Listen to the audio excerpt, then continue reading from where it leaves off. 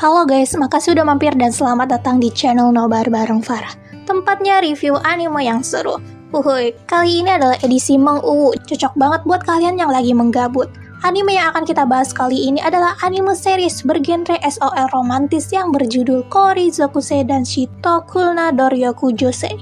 Bercerita tentang cowok bernama Himuro yang keturunan Yuki Onna atau wanita salju.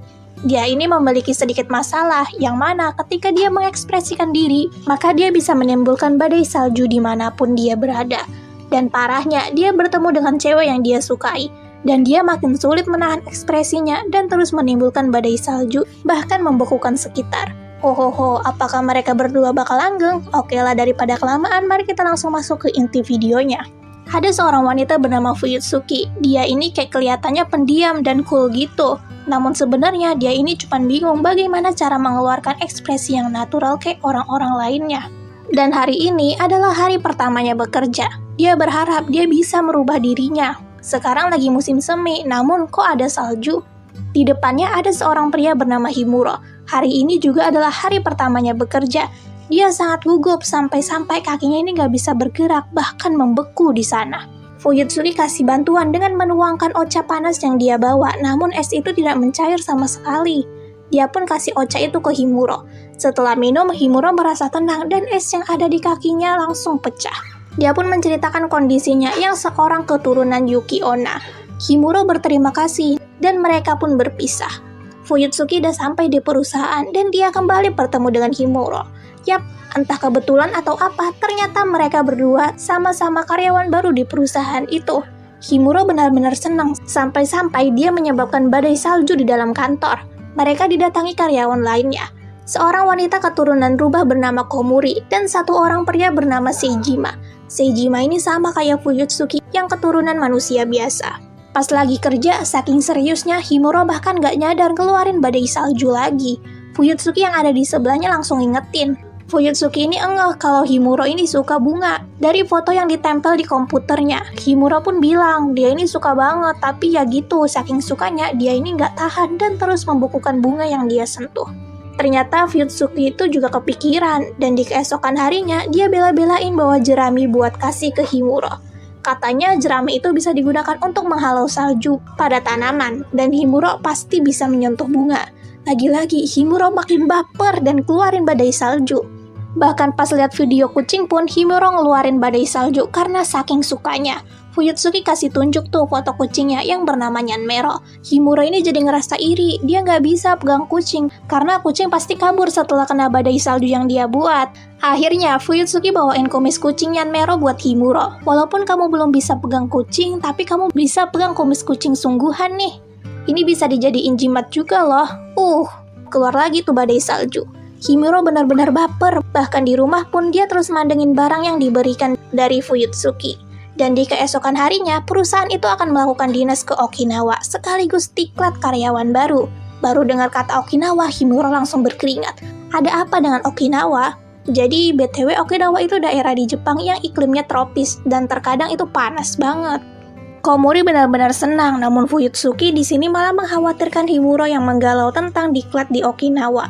Karena masih musim semi, Himuro nggak takut panas. Namun yang dia khawatirkan ini karena dia itu sangat suka sama ombak dan pantai. Dia takut bakal menyebabkan badai salju di daerah itu dan mengganggu pengunjung lainnya. Lagi-lagi Fuyutsuki buatin drum ombak. Jadi kayak tempat yang diisiin kerikil sama pasir, kalau digerakin bakal menimbulkan suara seperti ombak. Dia kasih tuh supaya Himuro berlatih terbiasa dengan suara ombak dan menahan badai saljunya keluar.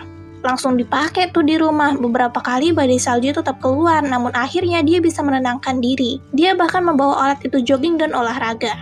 Hari di Okinawa pun tiba. Di sela kerja, mereka pergi ke pantai. Himuro dan Fuyutsuki nyantui di pantai. Berkat alat buatan itu, dia bisa tenang dan tentu saja menikmati diklat di Okinawa itu bersama Fuyutsuki-san.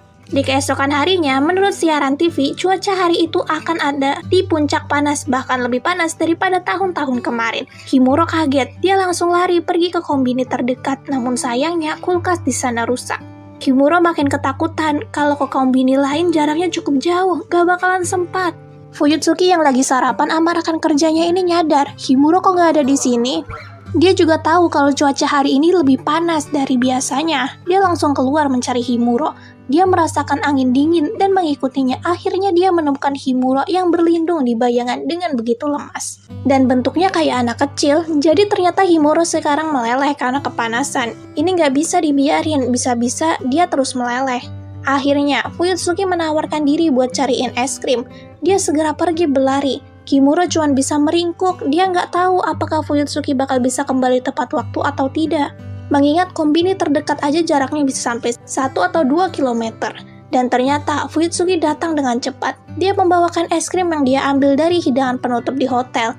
Lihat Himuro versi bocil bikin Fuyutsuki ini nggak tahan, saking gemesnya. Dia minta izin buat elus kepalanya Himuro, dan saat itu juga Himuro balik ke bentuknya semula. Waduh, teru-teru tuh.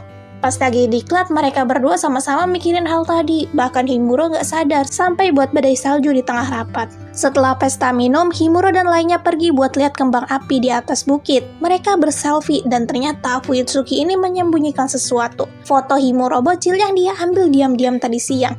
Bahkan saking imutnya, dia juga pasang buat wallpaper. Diklat di Okinawa itu selesai dan mereka kembali bekerja seperti biasa.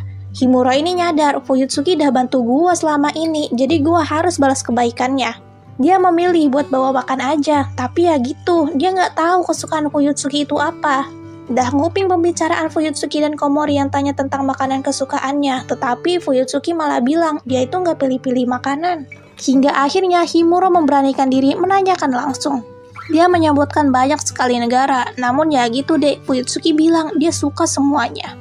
Himuro bingung, namun dia tetap bertekad, aku bakal ajak Fuyutsuki makan. Pas mau ngajak, lagi-lagi dia gugup sampai kakinya membeku.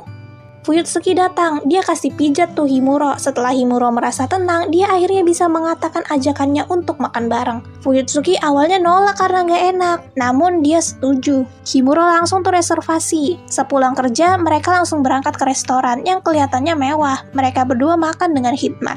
Dan entah kenapa rasanya begitu canggung, dan mereka berdua pun bingung mau ngomong apa ya. Fuyutsuki mendapatkan telepon perusahaan. Pas balik ke meja, dia mendengar percakapan Himuro dan pelayan. Pelayan itu mengira mereka ini lagi ngedate. Himuro langsung malu-malu, dan ternyata Fuyutsuki juga ngedengar itu. Dia nggak marah, namun dia ikut tersipu.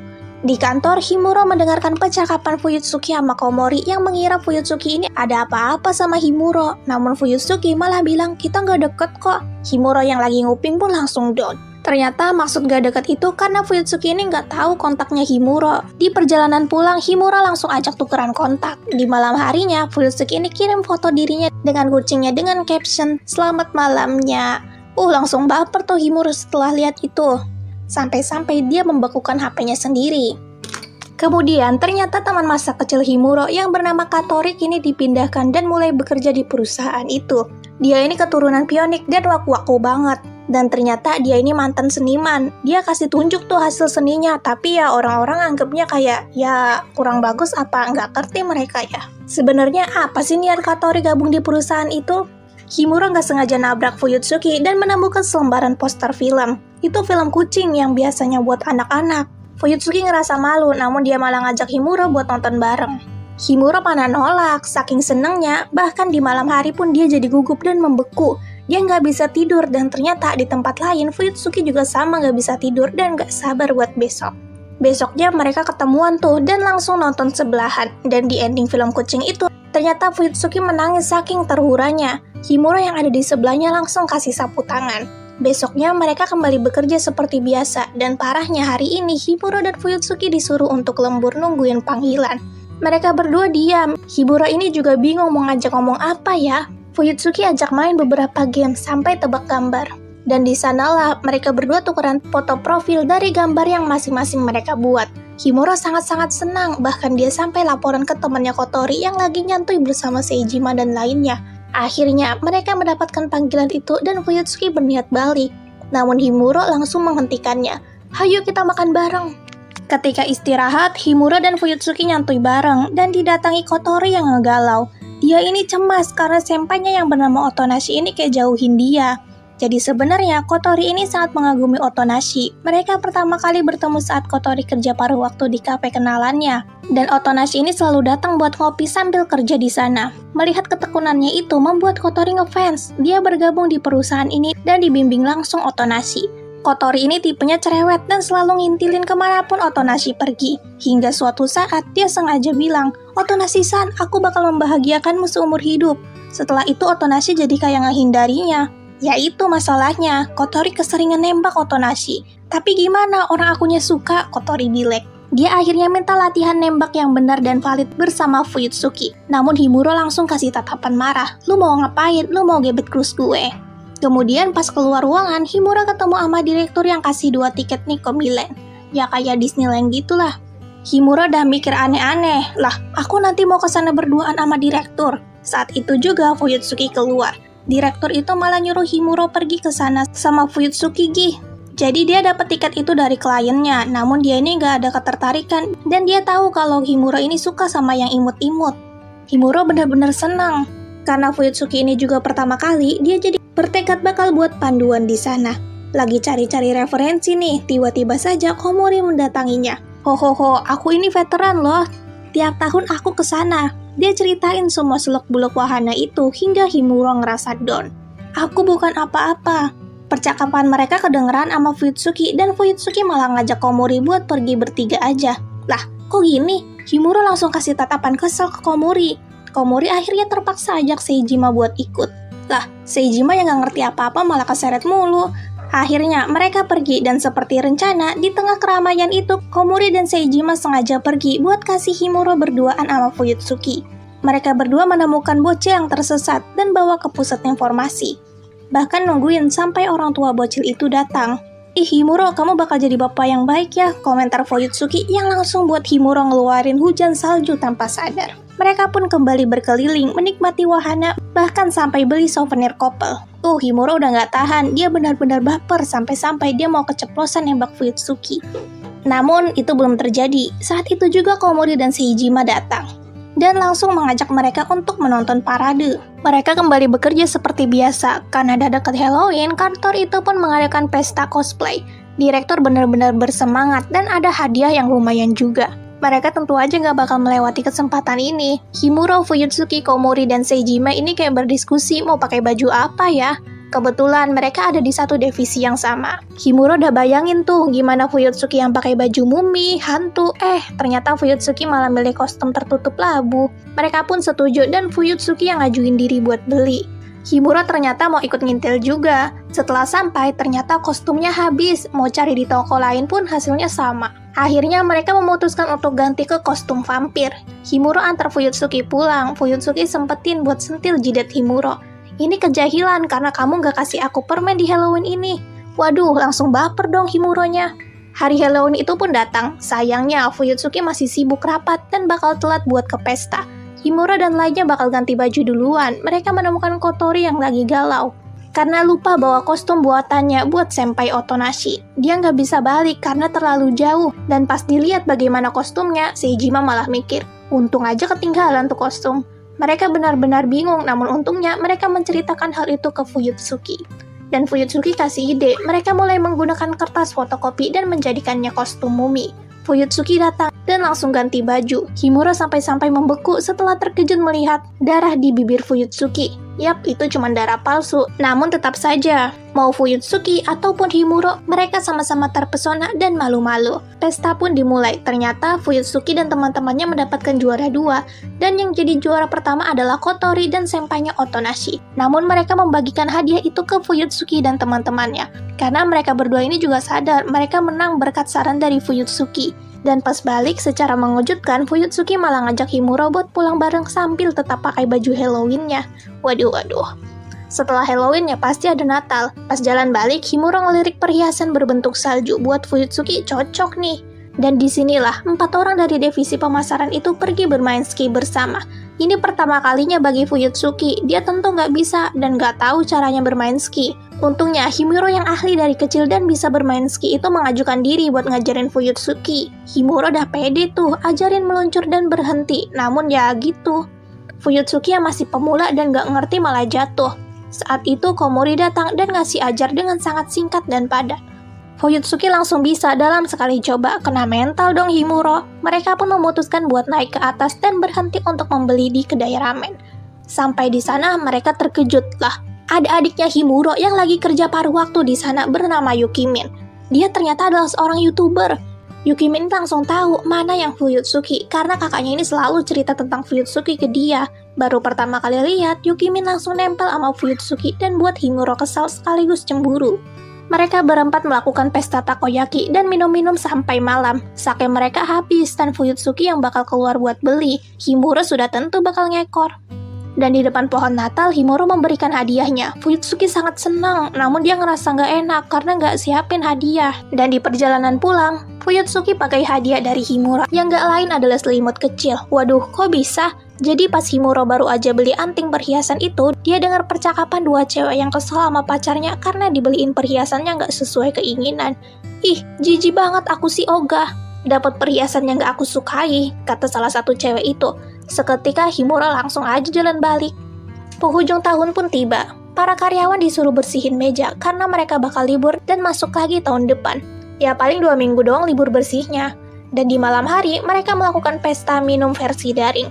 Di sana juga ada Kotori dan Otonashi yang juga ikut. Mereka semua janjian bakal ke kuil besok. Hingga tengah malam satu persatu orang pergi karena ada urusan. Sisa Fuyutsuki dan Himuro. Dan di jam 00, mereka berdua pun saling mengucapkan selamat tahun baru. Di malam harinya Himuro ini bermimpi. Dia ada di kuil sendiri. Setelah lihat ramalan, dia malah dapat kesialan dan kabar jika orang yang ditunggu gak bakalan datang. Terus-terusan tuh hingga dia bangun karena terkejut. Mereka berkumpul di depan kuil. Fuyutsuki masih belum datang, sedangkan Komori ada urusan keluarga, jadi nggak bisa ikut. Himuro udah takut nih, apa mimpinya bakal jadi kenyataan kalau Fuyutsuki nggak bakal datang kemari? Yap, itu cuman mimpi, dan Fuyutsuki pun sampai. Himuro tanpa sadar langsung buat badai salju saking senangnya. Mereka masuk ke kuil dan mulai terpisah satu persatu hingga Fuyutsuki dan Himuro jadi berduaan. Biasalah ada drama-drama jatuh-jatuh dikit gitu. Mereka kembali bersama dan jalan bareng ke kuil. Seijima ini ngerasa kayak jadi capung. Yang gak ngekopel cuman dia sendiri, dan ternyata mereka menemukan Komori yang ngurus kuil di sana. Yap, mereka nggak tahu kalau kuil yang mereka datangi adalah kuil milik keluarga Komori. Seijima langsung aja tuh deketin Komori. Nih, aku kasih jimat. Hohoho, juga mereka. Akhirnya, mereka semua pun berdoa sesuai dengan kopelnya masing-masing. Kemudian, kini Himuro disuruh buat dinas 2 hari ke daerah Yamagata oleh direktur. Dan ternyata, direktur suruh ajak Fuyutsuki. Ya mana nolak, dia bahkan sangat berterima kasih. Mereka ketemuan di stasiun dan bakal naik Shinkansen. Gak lupa tuh beli bekal kopelan juga. Himuro bertekad bakal berduaan sama Fuyutsuki hingga dia sangat bersungguh-sungguh dalam rapat dan presentasi. Di malam harinya, Himuro ajak Fuyutsuki buat makan di restoran. Himuro juga bersemangat banget.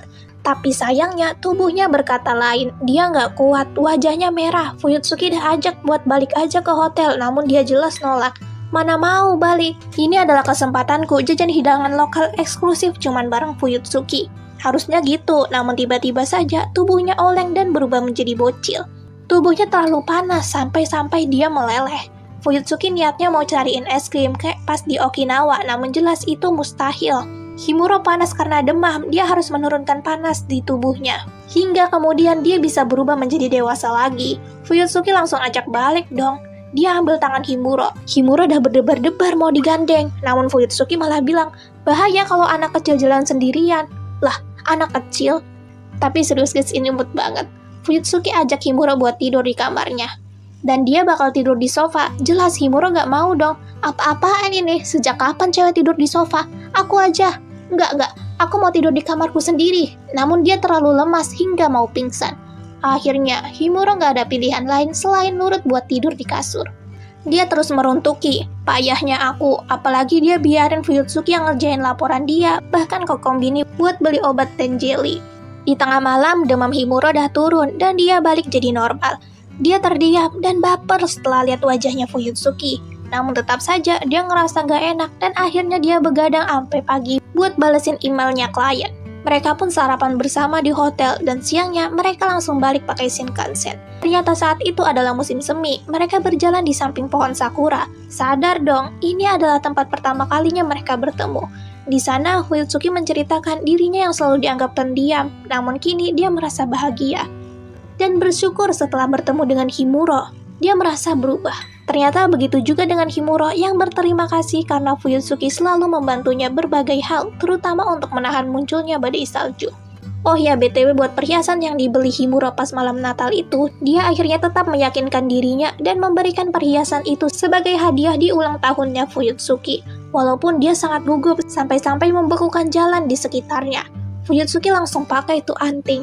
Semua kecemasan Himuro pun hilang, Fuyutsuki sangat menyukainya. Dan dia pasti akan membalasnya di ulang tahun Himuro. Tapi Himuro malah jawab terserah. Ternyata cowok juga suka pakai terserah ya. Hohoho, gimana guys, sangat menguwu sekali. Sebagian besar cuma cerita Himuro yang PDKT, tapi endingnya belum jadian juga sih. Dari tema juga per episode bisa 1 atau bahkan 2 tema konfliknya. Dan menurutku ini ringan banget sih, gak ada yang namanya konflik orang ketiga itu. Yang sedikit rese lah, walau ada 2 couple yang lain juga kesannya gak ganggu, tapi bantu plot MC-nya jalan terus. Uhuy, udah cukup komentarnya. Makasih yang udah nonton sampai akhir, jangan lupa kasih subscribe dan share juga yup. Sampai jumpa di video yang lainnya, bye-bye.